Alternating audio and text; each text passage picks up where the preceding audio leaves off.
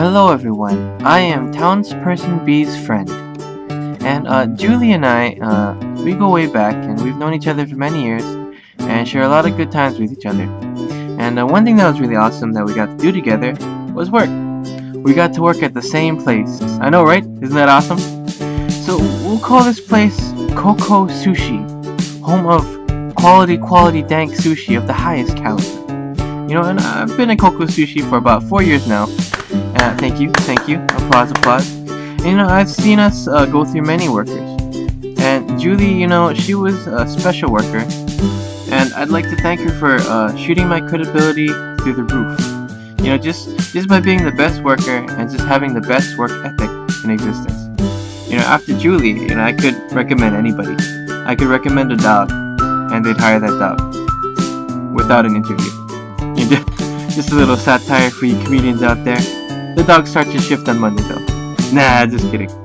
His name is Rufus. Anyways, working at the same place with Julie was great. And one of my favorite things about work is the coworkers. You know, got some real characters down there at Coco Sushi, if you know what I mean. So anyone who's had a job with coworkers before know that workplace banter is almost a necessity to make it through the day. You know, I mean, who cares about workplace efficiency, right? Let's distract ourselves with talking. Nah, I'm just kidding. Please don't fire me. We got stuff done, I promise. So one day, I decided to ask the golden question. Just the most juiciest question you could ever imagine. A quality dank question of the highest caliber. A question no one has ever asked in the history of mankind. What would you do if you only had a week to live? I know, right? The question is just bursting with innovation. I'm just kidding. That's a pretty standard question. So, two people in particular I want to talk about here. You know, just gave the best answers, you know. It wasn't the basic, you know, I would spend time with my family, say goodbye to everyone, blah, blah, blah, blah. You know, these responses were funny and original. So the first guy, you know, we'll call him Jason, because I kid you not, this guy looks like Jason Momoa, the guy playing Aquaman in the new Justice League movie. For real, guys, he looks just like him. Just not as muscular though. Don't tell him I said that. Yeah, I tell Jason, like, dude, you could just be Aquaman's stunt double, and you'd be set for life, just following him around and stuff.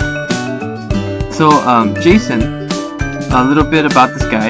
This guy was that one coworker who gets thrown under the bus a lot, and I mean a lot. Just when I first started working at Coco Sushi, I literally pointed out to my shift manager, "Hey, Jason gets thrown under the bus a lot," and she replies, "Jason lives under the bus." So there's a little bit about Jason. He's just a big old goofball who gets thrown under the bus. But I love this guy, you know, he's great. Anyways, his response to my question was that he was going to build a robot in his last week alive. And we all just paused, you know, we're like, you're going to build a robot in your last week alive? You don't even know how to build a robot. And he said, yeah, I can learn in a weekend and then I'll do it. And we were like, if you were going to build a robot, you would have done it already, dude. Anyways, that's Jason's response, is a robot. So the next guy, we'll call him Benedict Cucumber Batch, because that's just how I remember him. Man, this guy was so random, dude. Like one day, he was grabbing cucumbers from the fridge, and we used them in the sushi, and he just randomly said, "Benedict Cucumber Batch," just like that. And we all just cracked up because it was so unexpected. But this young man, you know, is a great worker, always happy and cheerful. Seriously, had one of the best attitudes that I've ever seen. We asked him this question, and he said he would do 3 things. He said 1, he was gonna try meth.